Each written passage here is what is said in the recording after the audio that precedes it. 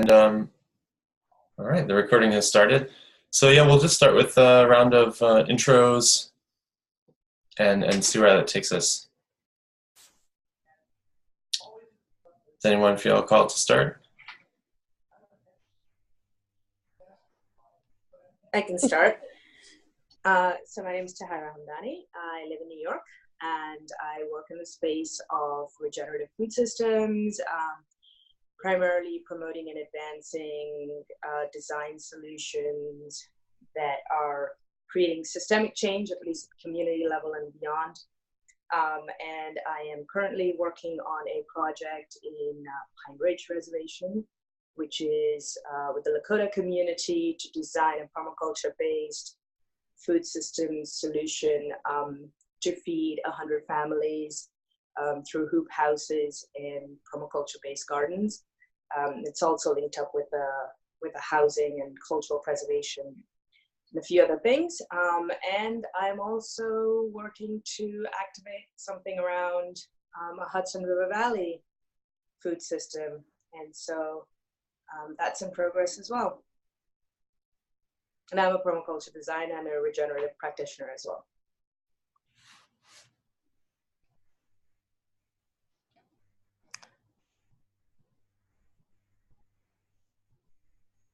I can go next.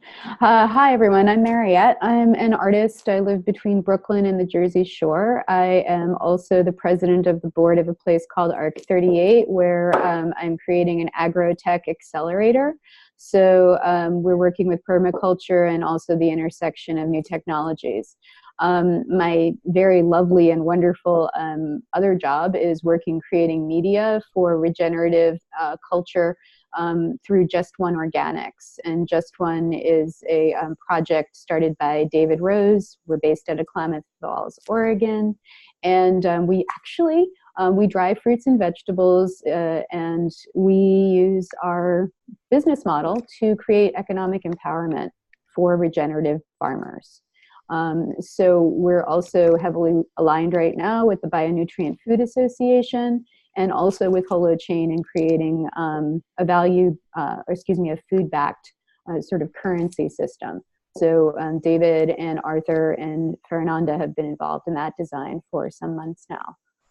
So really, again, although I am a poet, photographer, etc., I'm also a technologist. So a lot of my work has to do with sort of joining these things together. Well done.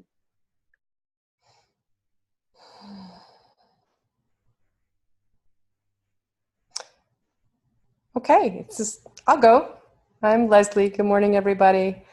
I'm the founder of the collaboratory that's hosting these dialogues in the first place. So I'm just delighted to meet all these wonderful people. Hey.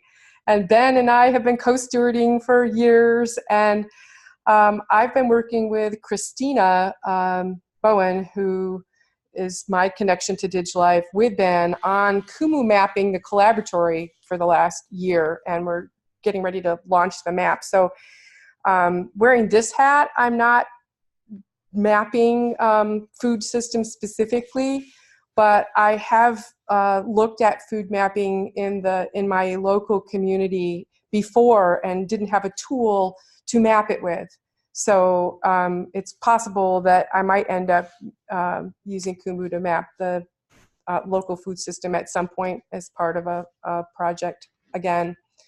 I'm also a engineer by training, which is why I can do this, gritty work. But I get that people, it's the regenerative culture all is based in people. So I'm delighted to meet you guys.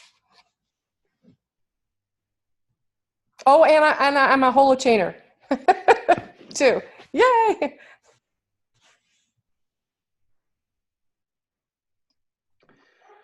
And I'm Ben Roberts. I think I know everybody but Mariette here, at least some. As Leslie said, co-steward of the collaboratory, co-host and designer of this movement strategy dialogue. I'm also on what's known as the process team for a collective impact initiative called Food Solutions New England. And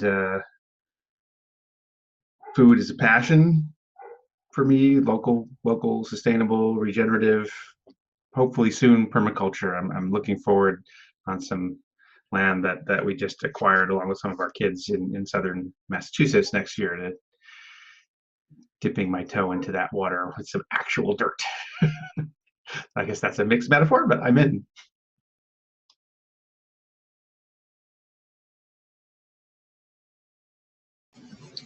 Okay, I can go. Maybe you should ask first if you can hear me. My connection isn't the greatest here.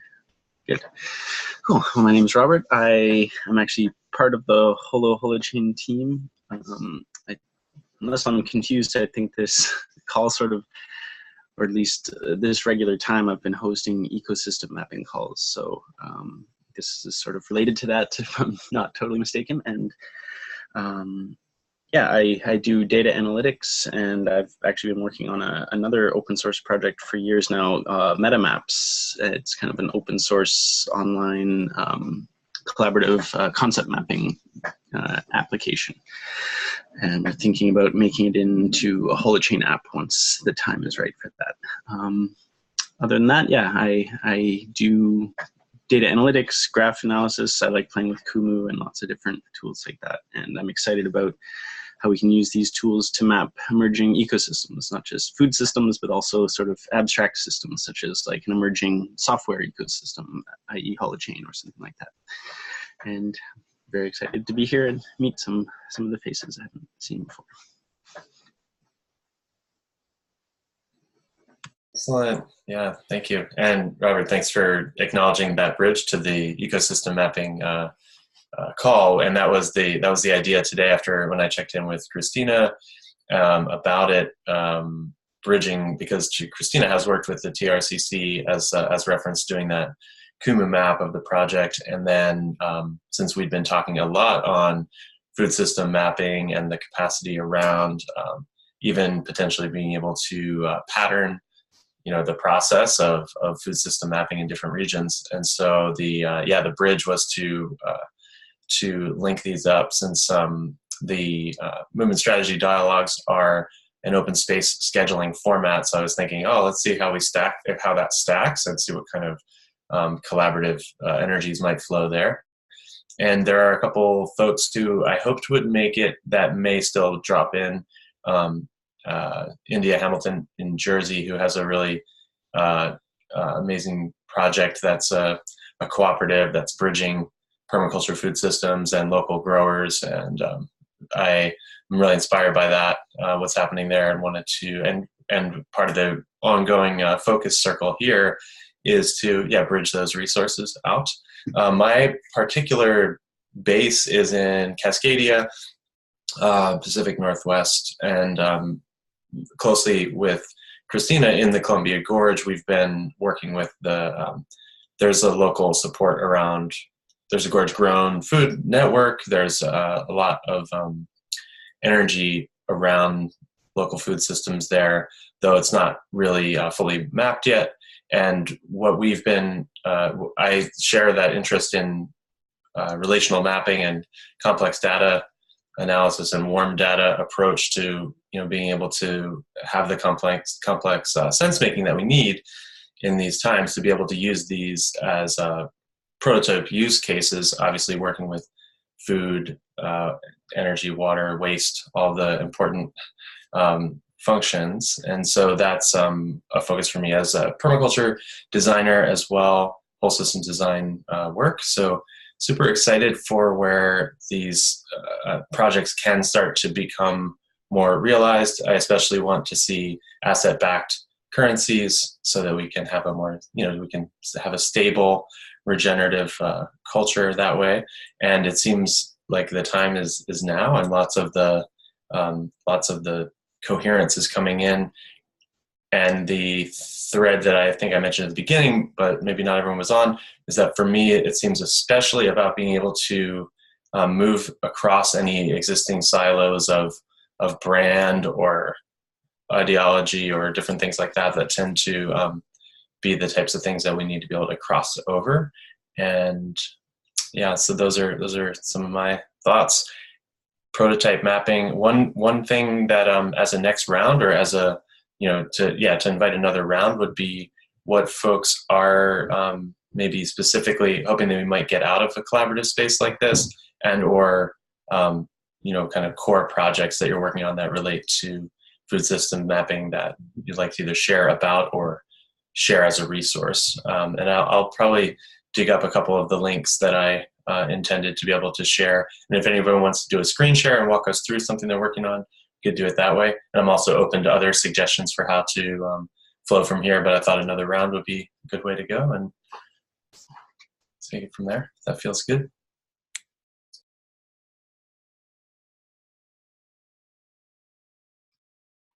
Is there a particular question or prompt you want to offer us for the round? I think Mariette was ready to go on what I had shared, but I can warm it up more if anyone needs that. Yeah, I mean, I can start, and if it doesn't hit the mark, then just let me know. There's so many different things that I work on, and I should also mention that Robert and I have been working on the part that I'm going to talk about right now, and that is gamification. I mention it a lot of the time in the calls when we're talking more generally. And I think that it is a natural bridge that this call today be focused in the food system mapping, because that's what was said, and that's what we're here for. But in terms of the more broad dialogue, and also how it applies to this very specific focus, is that when you're talking about things like native cultures, like Never Alone is a fantastic game that won some awards a few years ago. I'll put that in the chat briefly if people aren't aware of it. It was used by a tribe and their elders in order to connect their younger people with their mythology. When you look at things like people uptaking on Priuses, et cetera, Ford, a lot of people have involved in very explicit gamification projects, things like that. So whether you're looking at, supermarket discounts or frequent flyers or whatever it is, when we talk about the maps that we create, even the user experience, the user carrot, the user thing, because really when we're talking about what engages people, we're talking about their own self-interest, their enlightened self-interest, and their relationship to the earth is generally underscored through their familial relationships. And so the thing that always interests me right now is that when we've looked at the data that's widely available, because we attended Games for Change together in New York at the end of July, which is Gaming for Good. The growth on that market is huge. The potential for Holochain to host these types of apps is also here because it's a brand new, platform. And it's just really interesting to me to create reasons why grandparents and grandchildren, or parents and children, et cetera, would engage with healthy food, why they would support local, et cetera. And making that interesting and fun for people is really, I think, part of it, because otherwise for me, it just becomes all this more education stuff that doesn't actually speak to how people live now. So when we in Just One talk about these things, we look at the microbiology, just like the developers of Holochain have. We look at the microbiology and the interoperability of the microbes, and then we try and take that further. And so anything that I'm going to do and anything that I'm going to assist you in is going to be coming from that frame of let's make it fun, let's learn from the earth, and then let's make it something that connects people to one another, including to their immediate community, which we can generally usually identify as their family, and then it grows out from there. So if that helps, that's what's really present for me. Okay.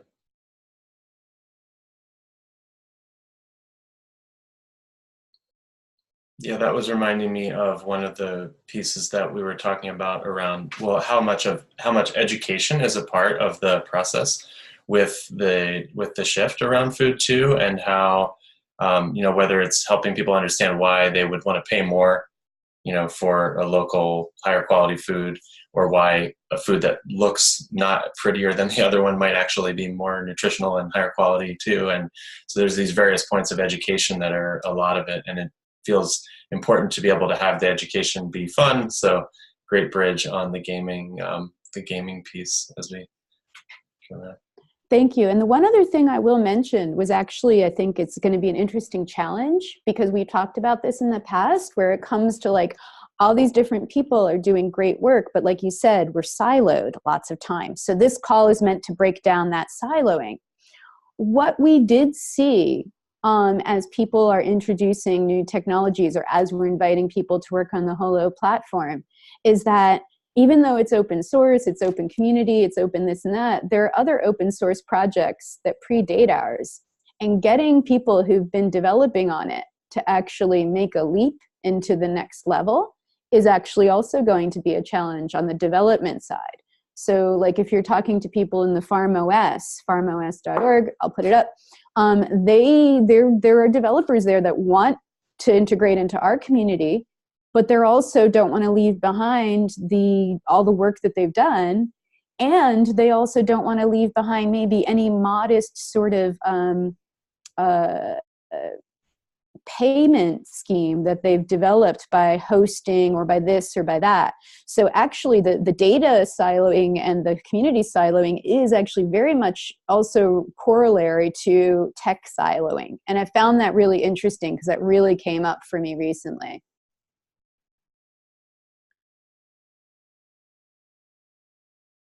So I'll go next because what Mariette said was triggered something for me, which is the work that I do with so the project's called Ulceri, and I'll post the website, which is the work at Pine Ridge Reservation. And the Lakotas are big believers of making decisions from a 7th generation perspective. And also they look at their 7 tenets, the different directions, right? So everything is very interrelated. And one of the things we've been thinking about is, well, how do we, when we are in the presence of Indigenous wisdom, how can we bring that in a way that it can help direct some of our decision making in more mainstream and conventional ways as well, or how do we bring that out of the reservation and still have it be useful to learn from, because that is wisdom of this nation, and that is wisdom of our people. So that's really cool to hear about the gamification and the game that you mentioned, Never Alone. I'm definitely going to check that out. The other thing is, and I've spoken about this with Ben a bit, is as I look at the Hudson River Valley and I look at New York City as the city that's directly connected with that growing region, you know, we definitely don't have a strong, healthy, thriving, integrated food system. And what are the levers that you think about? And it's a great example because you've got all aspects. You've got social justice aspects. You've got, all kinds of, all flavors that you'd want to think of are available and present to work with. And so identifying, for me, one of the key things is where are those points of entry that would help really build this vision that I can see it. I'm sure there are others who I've spoken with who can see it too, who are still nascent, where it's still not happened because it's hard to identify a clear owner of something like this. And so then how do you create a group of owners that are vested, and sort of, I'm keen to hear from Ben about the food solutions, because that's happening in New England.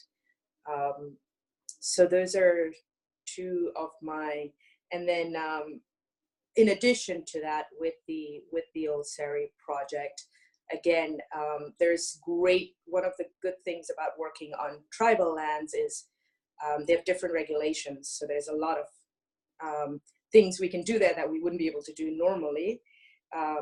But it's really from ground zero. It's a food desert, the whole reservation. There are a lot of issues over there. So what can we learn about appropriate tech from those sort of projects and then bring that in? So, you know, where we use the right tools and the right instruments as we build out our solutions for building communities and food systems, community-based food systems. So.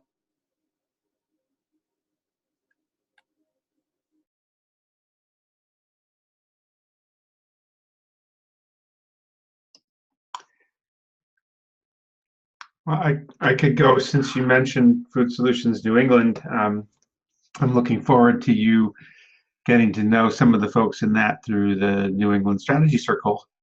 Um, Now you have two members of that, leaders within that initiative that are participating in the Strategy Circle. Hopefully, if we can get everything scheduled.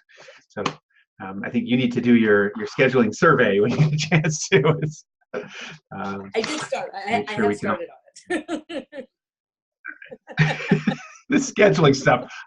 Talk about tech and what we need. I really want a super elegant way for large numbers of people to coordinate their schedules together much better than doodle polls and Google calendars and stuff seem to be able to do right now. Yeah, but back to food systems.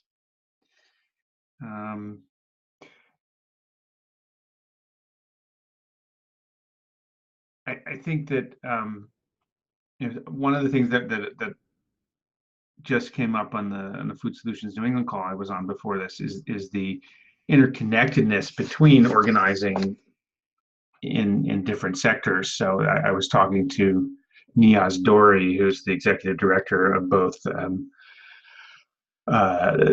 Northwest Atlantic Marine Alliance, which is a network supporting local and regional seafood and sustainable management of that resource. And now she's also part of the there's a parallel or national organization for family farms, the National Family Farm Coalition or something like that she's co-ED on too. Anyway, so she was saying that she's observing that the regional organizing they're doing around food, whether it's farming or fisheries, has all kinds of corollaries and parallels with the kinds of organizing you do in any other sector as well. And that what's aligning things are things more like the just transition framework or the grass tops theory of change that we've learned about and embraced in the TRCC,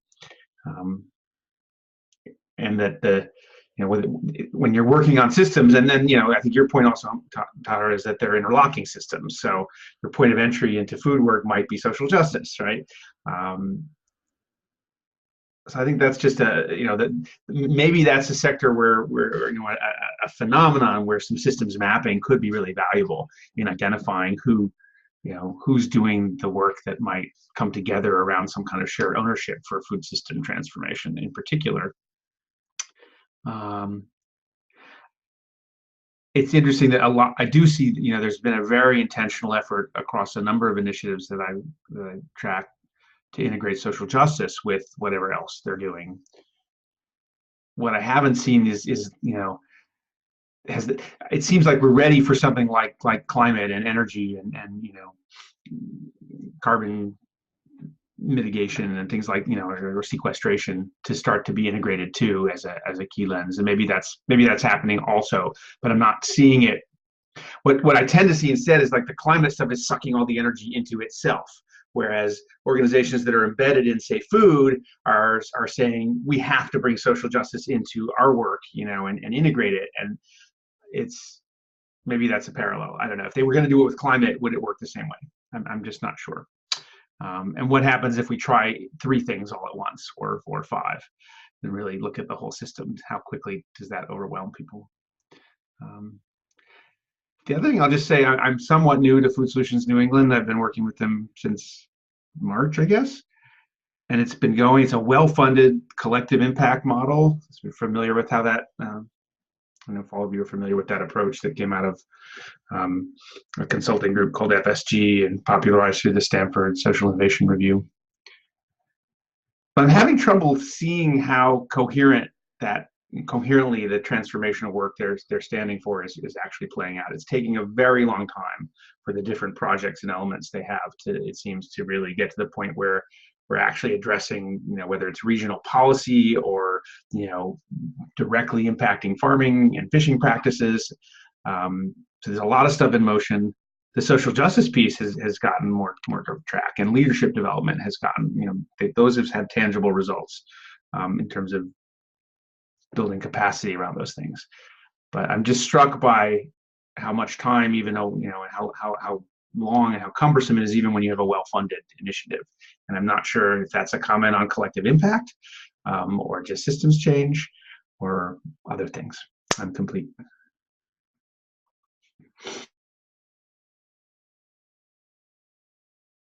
Maybe I'll just add, it also might just be that I can't see it yet because I'm new to this initiative and they've done a lot more than I can identify.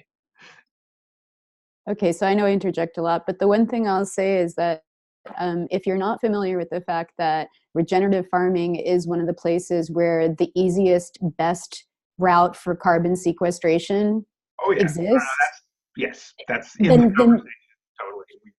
Then that's exactly the thing I think we push, and that's exactly the place, because if we can sequester carbon through regenerative farming practices, we close the loop on things, we create the network that buffers against social inequality and all the oppressions, and it goes under the radar and doesn't get you as much of a terrorist, moniker, which is real and it is an issue. One must be careful when you're dealing with the farm industry. Mm-hmm. Yeah, and it's interesting because there's clearly awareness of that, in lots of circles that I'm in, including FSNE. There's a conference coming up in Dartmouth next April that's going to have that as part of its element. And yet, I don't know, I think there's more room for that to be elevated as a systemic leverage point, as you're saying. Definitely more, lots more. Yeah. Yeah, I'd love to just make a comment there on that aspect of whether we look at it as like SDG, like Sustainable Development Goals, or planetary boundary, concepts, but really starting to make more of that visible in the conversation. I think that's important, and it has to do with that one of those juxtapositions of local and global, like thinking of global impact of local choices and actually having it be more visible. And then just noting too that the cultural bridging is another big part of it. So at the center of this conversation, I think, is the idea of what patterns, like what pattern language or what patterns can be distributed to have regenerative transformation happen for local food systems, yet also have them be adaptive to place so that they're culturally appropriate, both, socially, human culture and biologically, so that you have appropriate acknowledgments of biodiversity and all of that within the context of climate shift or climate variability makes for a pretty complex permaculture design project. But I think the pattern language piece with the adaptive part is like kind of a core sense that I have about it too.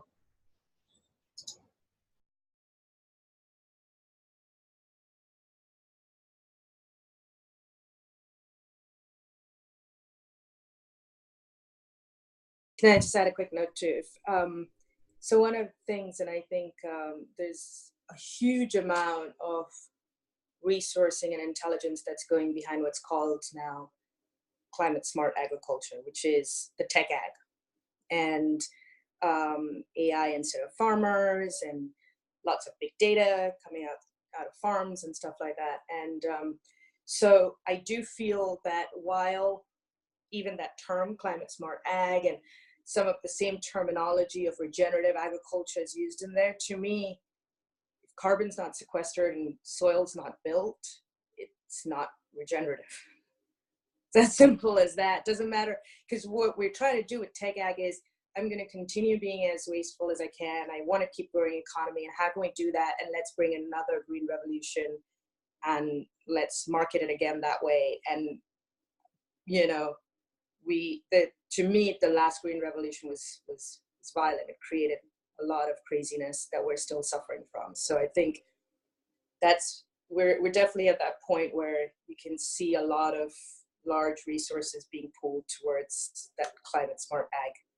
And even at large discussion levels of COP24 and stuff like that, the reports that come out don't talk about really regenerative ag practices. They still are talking in that space. And that's why urban farms get crazy amount of investments, even though they're not building soil. And, and when I say urban farms, I mean LED style farming.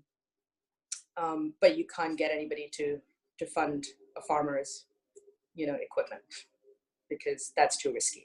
And so I just wanted to bring that into the space and kind of make clear, if it's not, which side I'm on.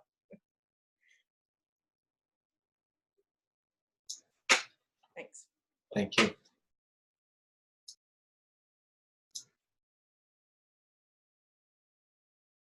there's another theme there, I guess, around bridges. Just while you were talking, Tara, I was thinking about what was shared earlier as well, which I think of as kind of what's in the way, the different versions of the siloing, as well as the attachment to the investment in existing structures or systems.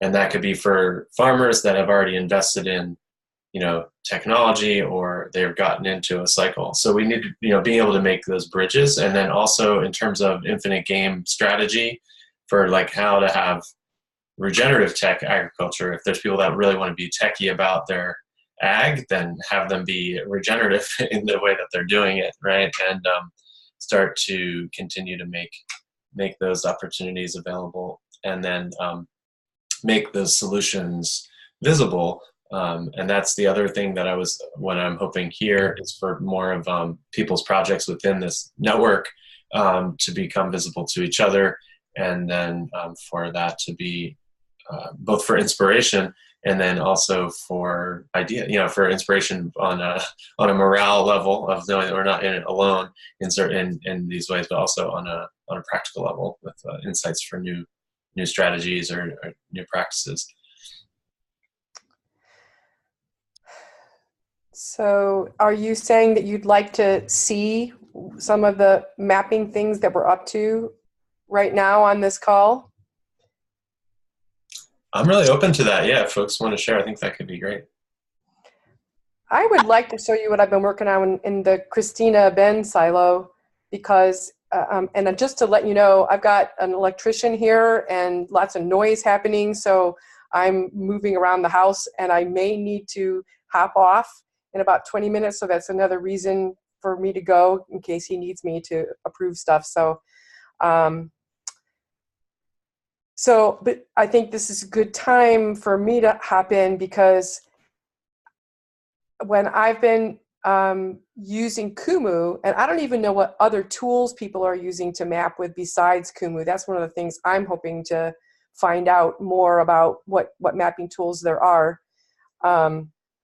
But I've been working with Christina to use Kumu to map the whole collaboratory ecosystem as a pilot for mapping, systemic change.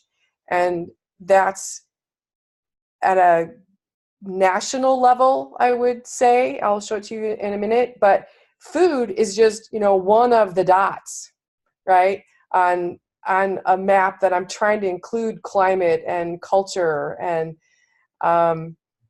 the Sustainable Development Goals. So I'm trying to create a framework that is simple enough that we can use it to see the connections between our work and the relationships. And I do feel like I'm pulling my hair out a lot of the time, because there's so many lenses. And, even the food dot could be a huge map of its own within each region. So, and I'm now starting a map in Silicon Valley where I live. That's another hat, the Silicon Valley Compassionate Action Network. And the starting point there is housing. So, this weekend, I'm trying to spend some time figuring out how do I connect the dots, literally, because some of the organizations are the same, between the regional housing focused and sharing focused and food focused network in the region with this national map that we already have. So you guys want to see it? All right. I wasn't expecting to do this today, so hold on. I can't see. I got to move there we go, the window down so I can see the share button. Let me find it. I have a million. That's the Silicon Valley map. Okay. Christine and I were working on something yesterday. So let's go to the co-project showcase. And let me move this around so I can do this full screen.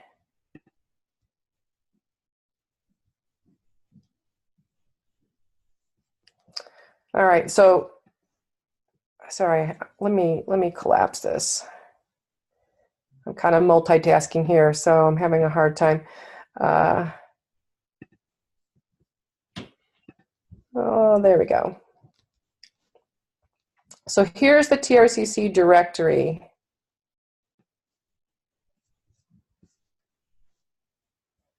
Of the organizations. Here's the Sustainable Economies Law Center. So just having a network view with the assets of each organization all in one spot where people can see stories and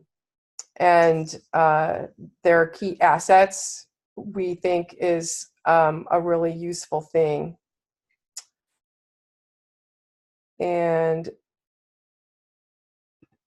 But looking at food, so here's a map of scale. These are the projects that got grant funding last year.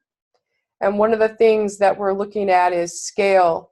So where do people work? Local, national, regional, global. There's a whole story that goes behind this that you can walk through on the overview map here.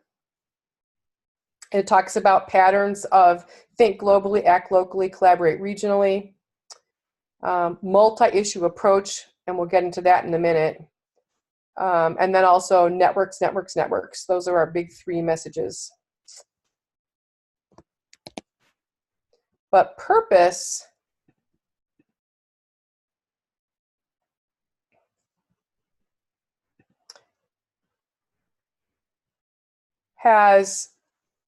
is a summary of the different kind of impact focuses that organizations can have. And right now, food is in a purpose of needs. And that includes food, water, energy.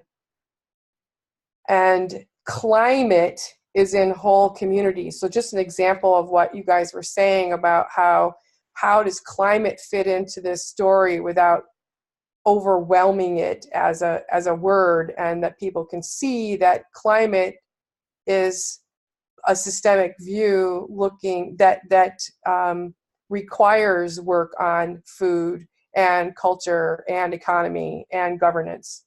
So there's a whole systems change story for this. So I also have a collection of the theories in the among TRCC members. We're going to be talking about looking at those on Monday in a movement strategy call. So this is a real mapping dilemma for me. As Ben knows, and Christina, I've been going back and forth with what's the pattern language for this? And I'm a geek, but I'm not an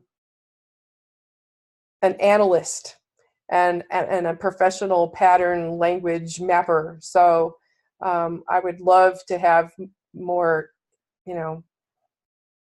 partners and collaborators in looking at how to create this map and digest it in a way that is useful to people. We're going to be using this map to look at the projects that are being nominated for grants this next year and see what we can learn from looking at it as a system. Okay, so here is the map of impact focuses, including food.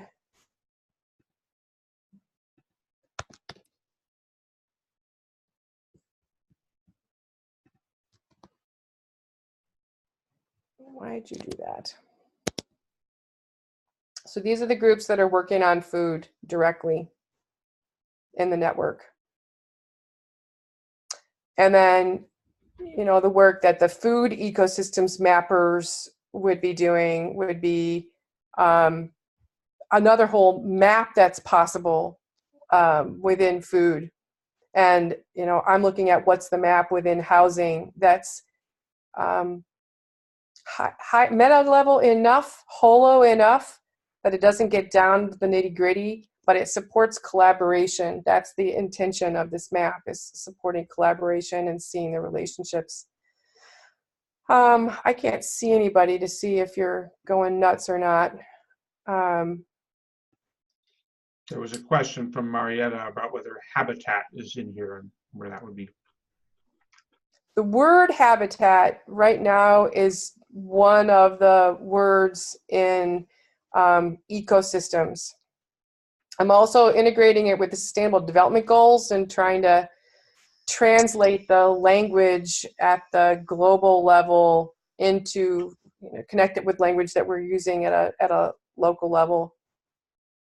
Yeah, well, I'll just say just sort of a little bit of sharing some appreciation, both of all the work that's gone into this and understanding the complexity of doing whole systems mapping, where relational mapping and being able to sort data in different views, and it's really exciting. And I, with the work that I'm doing on maps as well, I'm excited to help with this project in whatever ways that I can to make the bridge. The other part that you already are experiencing is the holonic aspect of the maps, and so being able to go into greater levels of complexity with these different pattern maps for the different areas that'll still be applicable to the other networks. And then one other quick note about the platforms, which is that working with Kumu like this is great for now, because it's easier from the front end for the user that way, and that there is a plan to create, and you probably know this from Christina as well, but a plan to create a more robust back end for all of this as well, which will, but these projects are all prototypes for the importance of that. So this is a great one to get to see. Not to just to interject, not to stop your presentation, but thank you.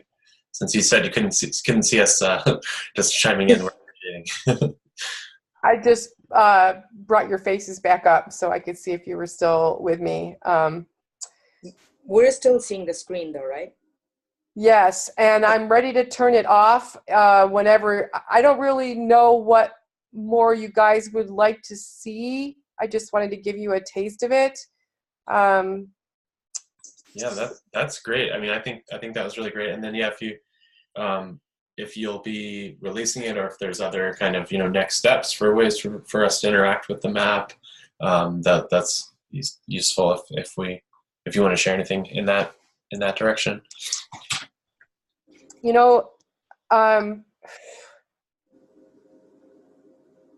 Christina and I are going to be doing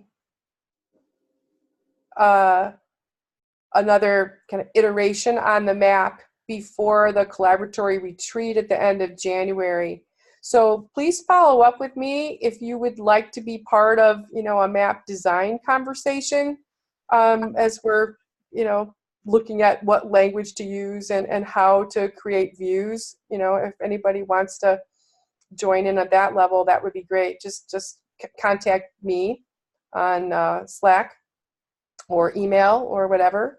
I also want to just mention that this is being done, it's being fed by a Google spreadsheet, which is a real monster with lots of different sheets. And there's a limit to how long we can do that. It's only working now because I'm geeky enough to be able to manage the data complexity myself. But we didn't want to, well, first of all, we don't have the funding at this point to take the map to the level of development of converting it to JSON. And I actually wanted to be able to have a more manual method to play with it, to develop it, because it's changing a lot every time we turn around. So I just had a quick few comments, additions, questions. So yeah, I'm so glad to, one is, I don't know if you recall, Leslie, but even when we were talking about the intro call, I mentioned about it'd be great if we could actually see what each of the members does, so that we can know who to reach out to as allies, etc. So it's fantastic to have this visual and to have the levels that you've created to know, okay, that's for food, that's for communities. And it and just as a background, I studied systems engineering, so I love geeking out on these kind of things. And and I studied computing and communication systems engineering, so it's very tech heavy. And then I worked for 12 years in consulting large change and transformation in financial services world. So these are people who are very, and it's management consulting, so it's very used to figures, metrics, having it all laid out. And at the same time, it reminded me of, in the regenerative practice world, we say, great map is like a family tree. You get to see all of the relationships, but it doesn't tell you the potential that's available in each family member too, So I think when you spoke of using it to support collaboration, it'd be really awesome to see how we support this with those more qualitative sort of considerations that we need to have, especially because when you talk about mapping over through the holes and the nested holes and the holonic, like how it doesn't get crazy with all its lines and stuff. Go ahead. Mariette, you're going to say something? Oh, no. I didn't mean to interrupt just after when you're done. No. Oh, okay. So that was the thing and the other thing that came to mind is, and I put this out as a request, was to see if there are folks that work more with biomimicry and natural systems and how you reflect those designs. So what came to my mind was guilds in permaculture and in nature, right? And in a guild, it's, you have a 1:1 relationship, but then you have these other levels where it's not direct benefit, but you're still part of the guild. And, climate and food's definitely one of those, right? So how do you represent guilds or that notion of guilds using systemic mapping? I haven't used any tools, so I can't speak into the tools, but I was just wondering if folks knew of tools around representing guilds or some of the other more, some of those patterns in nature that we have. So I'm complete. Thank you. And I do have a direct response, but Mariette, is yours a response or is it another point? It's 2 responses. Good, you go and then I'll go after you. Okay, so in terms of the holonic aspect that keeps getting referenced, one of the things I'd like to presence that has been coming up for me, because I finally got my first holographic sticker, I got my little holographic sticker, made me really happy, really happy, is that, I'm getting into all my reasons why, but one of the things about it, and also when Robert, like you had turned me on to the fact that so much of the holochain sort of fan base was creating all this great art, and then I had done a screen capture of something that had been tweeted, and it was that round holonic thing, right? You can't represent that in this type of mapping because the technology's not there. So I wonder if that's not an essential challenge, is because it's only 2-dimensional. And so what we find is that these are multidimensional relationships that can't be coded through that particular technology. And so in my mind, what came up was, eventually, I would love to see this, and Robert's going to be the only one who's going to know what I'm talking about. I'd love to see this in a virtual reality. And I would love to turn you on to something called Unity, which might be a good developer space to eventually play in. But an augmented or virtual reality schema would be the only place where I could see somebody truly being able to touch into this. Now, that's a huge ask. That's me being a poet. However, the other side of it is that perhaps integrating shape, so that way when things cross over to each other, geometrics could come into play at some point, because color coding throughout the structure is awesome. But one thing that also came to me recently in seeing an article on the increased biodiversity that we couldn't see in the ocean floor, but now we can see all of a sudden, is that the actual helixes and the other shapes that were created by the archaea and the various other microbes were really surprising to me. And so I would almost say that looking through from a designer's perspective, integrating more shape shifting or shape integration into the mapping could be one way that we could look at fortifying the reinforcing qualities. So those are the things that popped up for me. Thank you. That feels really multidimensional to me, and I appreciate that a lot, definitely. Related, the points that I wanted to share around the multidimensionality, that is network maps and then systems maps where we want to show flows, right? So I felt like that was part, Tahera, of what you were talking about, is being able to have flows be visible. And then like the flows also represent impact. But I think the multidimensionality is also expressed through having multiple layers, or at least being able to go through different layers of maps and move through them sequentially, like the nested map approach. But definitely it's something that we're working on with another network map that we created at a recent event called the Regenerative Collab, where Sophia, part of the Genie team, or part of the mapping team with Christina, we also made another map where we're looking at how to make that map more functional and what types of data sets we really want to be collecting, because the data sets, Leslie, like as you're aware of with the spreadsheets, like that's kind of driving what the content of the map is. And then from that side, that's one of the projects I see especially, is getting more coherent about the data sets that we want and what flows we want to track especially, and then how to make those visible so that the map isn't just like a family tree portrait.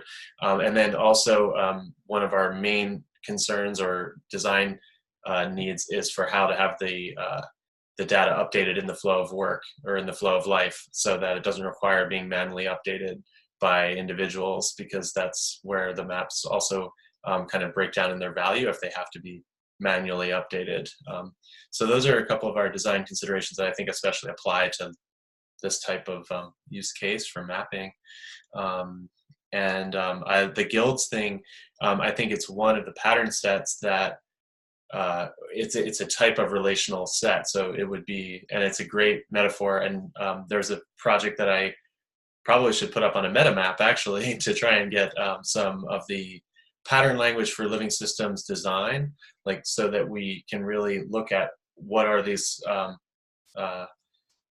biophilic and life-loving patterns that we can apply to systems, and those are definitely that project would inform, so guilds would be one of those, and then it could be something that applies in a use case for any of these maps and or any of those other systems. So that research project, I'm looking forward to tuning in on your call for that, Tahera. And I'm sensitive to noticing that a number of people said they might have to leave sort of here at the top of the hour. So I don't know if anyone who is able to stay on, I'm happy to do that. And I also wanted to create a little checkout moment for folks who might need to part. So with that, and then also any other reflections, maybe we'll just start with the little checkout round for anyone who has to leave.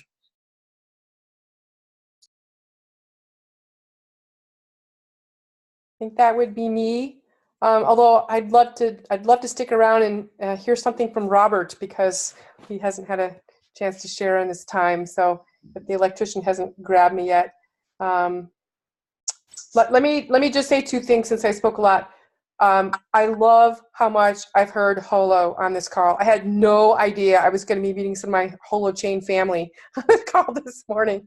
I got, long story, but and my PhD dissertation is called Our Birth as Holo Sapiens, Navigating Our Passage Through Climate Change. So I have been struggling with how to represent the multidimensionality graphically for like more than a decade now. And specifically for this map, I'm looking for art that helps to represent the whole community's circle in the center. So I'm interested in artists who want to integrate art into the maps. We had an initial mapping after, this is a network map, obviously, but TRCC started out doing a systems map. There's a link to it on the theories map.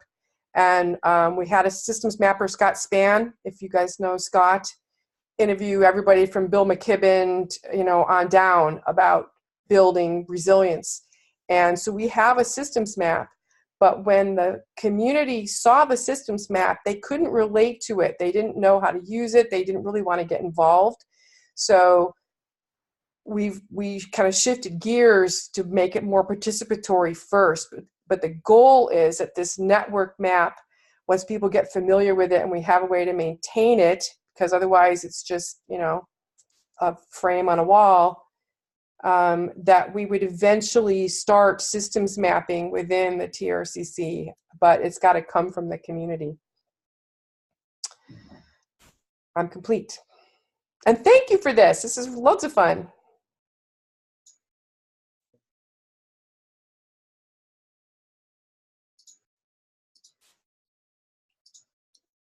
Yep. Robert, did you want to share? Sure. I've actually been on vacation for a few weeks, so I'm sort of out of it and sort of reconnecting with a bunch of things. And I'm excited because Christina has another sort of mapping tool that she's been telling me about for a while that she's just discovered that I'm very soon going to be connecting with her on. And the one thing that occurred to me when we were saying about like how hard it's to sort of summarize or maybe make connections, how hard it is sometimes to keep maps updated, especially when they're in spreadsheets or it's going to require multiple people's perspectives sort of continue adding. I think that might be an interesting place where some of the gamification can come in to sort of change motivations and incentives and sort of potentially make a game in the realm of sort of like citizen science type stuff. And I'm curious how that would overlap with regenerative agriculture stuff. It's actually a world I'm not exactly from, but I'm super interested in it and also see like huge potential as well. So that's sort of how I wound up working with Mariette as well, is sort of just excited about that, even though I don't know all that much about it. Yeah, I don't know if I have much else to add. I do have to leave pretty soon, and sorry I didn't sort of share more context with the time we had together here.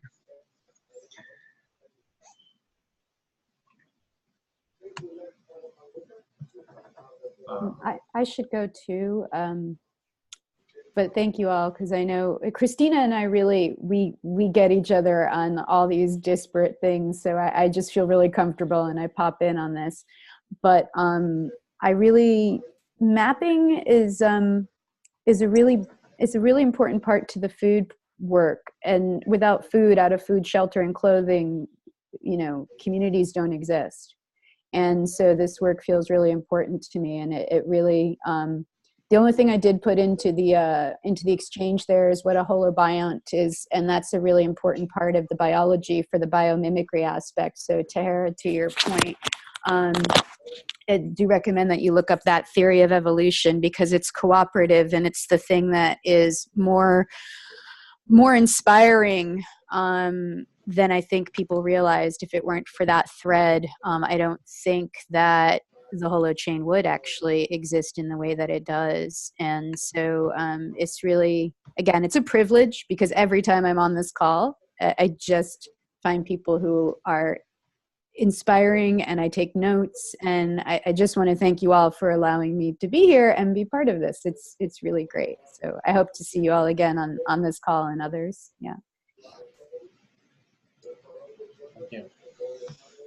Yeah, it's been a great experiment, I think, the bridge of those. And Robert, thanks for the way that we've allowed this, the hosting of this time that you've been consistently doing, and then having it be available to make a bridge today. And I think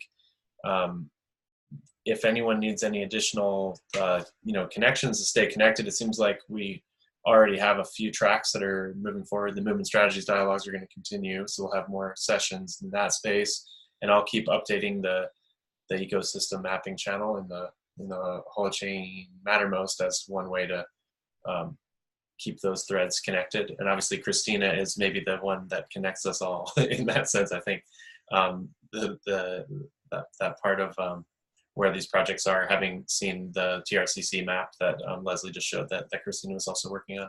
So some of us hadn't seen that yet, I think, too. So yeah, hopefully it was a fruitful call for folks. And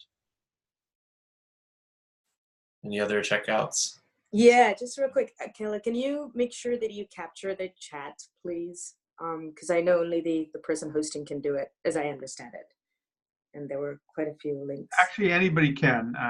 Oh, when okay. you open the chat, there's a little thing, there's a more button in the lower right, and you can save it there, and it'll go into a folder within the main Zoom folder on your hard drive.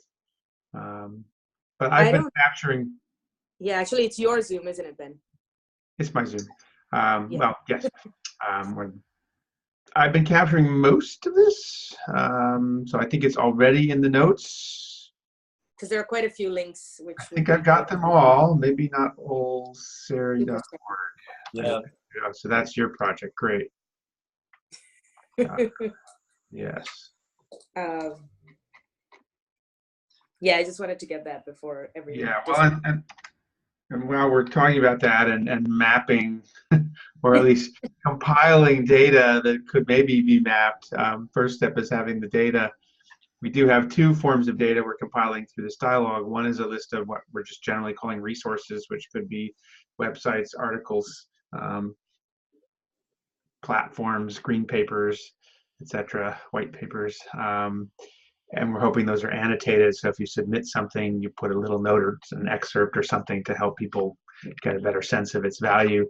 So we have all that in the notes here, but if that, anytime you offer something, if you can want to take a minute or two through a Google form we have to put it into that database, that would be awesome. And then the second thing we're compiling are what we're calling personal harvest jewels. So anything that you take from these conversations that has some real meaning or value for you, or challenges you, or just a little nugget that you want to share, that's a way to do that. And then that list of jewels, we had a couple hundred of them last year, is really valuable raw material for the collective sense and meaning making process that happens after these conversations. I can, the links to both of those are in the Google Doc with the notes at the bottom, and I think also the top. I can also email them to people if they want that. Yeah, I think that's the right link to the hardest form there too in the chat now. Yep. Anyone was not in the doc. I don't think I have your email, Mariette. I think I have everyone else's. If you want me to send you stuff, I can do that. Right, thank you. That's harvest, and then. I need to run. All right. Good to see you, Robert. Yeah. Yes. I'll be back online more now that my vacation's done. So hopefully once a week we'll have calls again. Bye-bye. Okay, welcome back. Yeah. And real quick, sorry, I did want to say that it's great to have both systems work get so can get too left brainy, and the fact that we keep it grounded with art and all of this stuff and have both the left and the right brain going, it's great. Yeah. Hey, Tammy Lee. Damn. Sorry, that's the wrong link. But it's good that you did that. I know. Well, thanks for donating to Wikipedia, yes. Yeah, I mean, obviously, the last thing I tweeted. Oh, man, I just got called out for being a multitasker. Okay, there we go. I called myself out, revealed it. Okay, cool. So that's my email. Yeah, anybody who wants to be in touch, and it's in there. Thank you all again, and I am going to run off. But see you again, not next week, but it would be the next time after the holidays and stuff. So, and yeah, great. Thanks for being here. I love your contributions always. Thank you. Thank you. Thank you, Keala. Thanks for hosting it. Yeah, thanks, Keala. Yeah, my pleasure. Together. Thank you. Bye-bye. All right. I'm going to have to jump in a minute too, but to Tammy Lee, I know we're sort of merging two different meeting tracks here. Were you coming through the dialogue door or the other systems mapping door? And were you coming for the food systems mapping session? Oh. I was definitely interested in that, and in the food systems mapping, but my timing I haven't been able to read and really kind of get myself located in space and time. So that's I was like, okay, well, let's just try it and see what happens. Yeah. Well, sooner or later with one of these, it'll just be sort of always on. I think, like a 24/7 open space for a month, and you can just wander in, and there'll be stuff happening. That's my vision. Yeah, I mean, there's like living room quality to certain spaces in that way too. Where you could just have, if you're working and the space is there, it's kind of like a co-work space. I've been noticing that Ted Rao actually had proposed, intentionally doing that. Creating Zoom co-working rooms where you spend 50 minutes doing your stuff and you're just all on Zoom but not really paying attention to each other. But then, the last 10 minutes of the hour, you come hang out by the water cooler. Right. No, that's the same. I would participate in experiments on that. That'd be great. Oh, yeah, I know so much like that we could be doing. Although, do we need more screen time? But if we're going to be on screens anyway, let's make it fun and communal. I think it's when we're already on the screen. Yeah. Sorry. Go ahead, Tammy. Just to touch base on the food systems conversation. One of my good friends who lives in what's known as British Columbia, she's a Secwepemc, which is an indigenous nation from the middle part of what's known as British Columbia. And she's the founder and chair of the working group on Indigenous food sovereignty. And so she's done some really powerful international and local work in looking at the food system from the Indigenous perspective and bringing the Indigenous voice to that conversation. So I can put some links in the chat so you can get a sense of the breadth of her work. And one of the pieces that she's also designed is ways to have conversations across difference. There's such cultural difference in terms of worldviews, in particular with the food system and how it's expressed in the industrial frame. That doesn't realize the wholeness of the system itself. And so she has a lot of knowledge and wisdom and work that she's done to bring those concepts to conscious action within the food systems here. Yeah. So I just wanted to put that piece in. Yeah, Tahera Hamdani, who you missed, was on this call. She's doing work at Pine Ridge, so she's in the middle of directly wrestling with those things. Yeah, if you want to share the contact or the project, we could add it to the notes, and I'd love to help make sure that Tahera's aware of it too. Yeah, I meant to meet Tahera when she was here in Vancouver, but I had a lot going on in my life at the moment, and it just didn't happen. But they would be amazing to connect together. I'm gonna have to jump. Yeah, I think that's where we were at. But we've got another call. We're doing virtual version of Joanna Macy's, the work that reconnects with Lydia Violet, who's a master facilitator of that process. And when does that happen? In 45 minutes. 45 minutes. Yeah, I'm hoping to be able Got to. it. Different Zoom line though, Tammy. So okay. Emily, are you on the Are you on the messenger chat? What's, if you wanted to do it? I think I am. I think that might have been where I got the link, and yeah, perfect. I'll see if I can make it. I'm not quite sure as Okay. We may not. We may lock the room at a certain point to keep it, you know, the process from being disrupted by latecomers. Just so you know. Fair enough. And awesome. Really nice to meet you, Keala, and Ben. Just for the record, it's never Tammy Lee. Oh, I thought it was always Tammy Lee. No, So, it's Tammy, or it's Tammy Lee Meyer, or it's Tammers. Tammers is also awesome. Okay. I know you've told me this before too, and I apologize that it didn't stick. There's my colleague and friend Sharon Joy Kleitch, who is never Sharon. She's always Sharon Joy, and maybe I merged it in my head. there's layers. Okay.